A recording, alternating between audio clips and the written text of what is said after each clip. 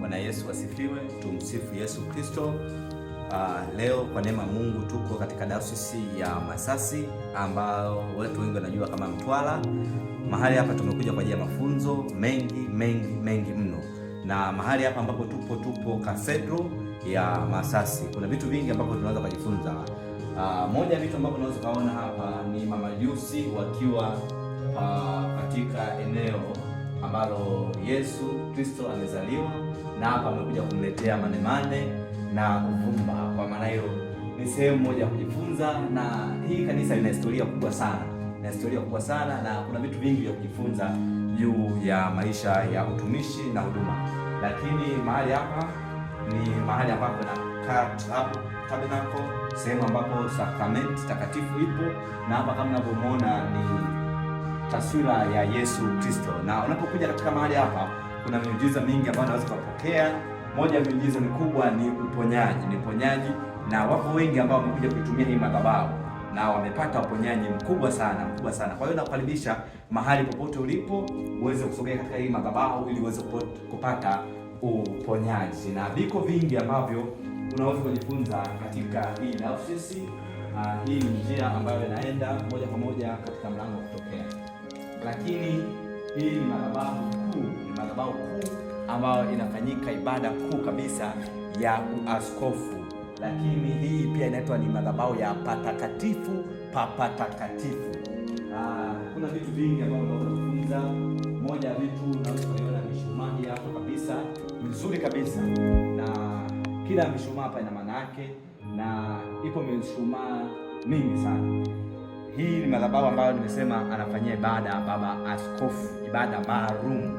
Lakini kama akiwa na ibada sio maalum, kuna madhabahu pale nyingine ambayo anaweza kufanyia ibada. Lakini hapa kama unavyoona kuna fimbo ya uaskofu ambayo haitoki mahali hapa toka ilipowekwa. Wakati kanisa hili limewekwa, basi haitoki mahali hapa, inaendelea kuwepo mahali hapa. Na hapa kama unavyoona kuna kiti cha askofu wa mahali hapa dayosisi ya Masasi, ndicho ambacho anakitumia miaka yote.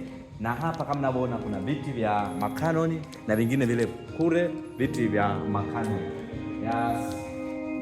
Na hapa kama unavyoona kuna taswira ya Mariamu akiwa amemshika mtoto Yesu.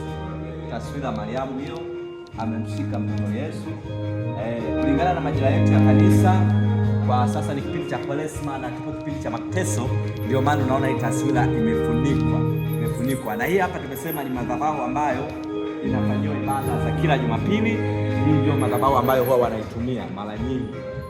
Hii ndio inaitwa madhabahu takatifu. Hii ndio inaitwa madhabahu takatifu papa takatifu. Lakini hii imesogezwa karibu na waumini.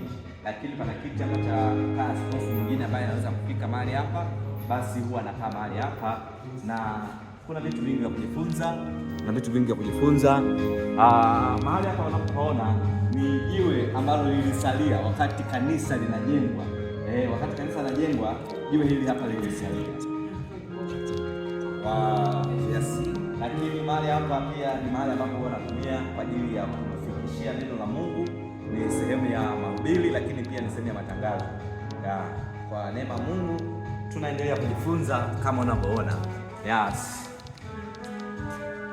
Kama unavyoona mahali hapa pia unaweza kuona familia ya Kristo ambayo iko mahali hapa. Kwa maana hiyo hili ni kanisa lenye utajiri mwingi sana, na ambavyo ukifika mahali hapa unaweza kujifunza mapokeo ya kanisa Anglikana kama unavyoona. Na tunaposema hili kanisa limejengwa kwa mawe kuanzia msingi mpaka kila kitu, nguzo, msingi na ardhi chini pia ni msingi. Kwa maana tunajivunia kuwa na kanisa kubwa kama hili Tanzania. Lakini pia naweza kusema kwamba ni utajiri usioisha, na hili kanisa kama mnavyoona halina marekebisho yoyote, halitafanyiwa marekebisho yoyote, kwa sababu linajitosheleza kwa kila kitu.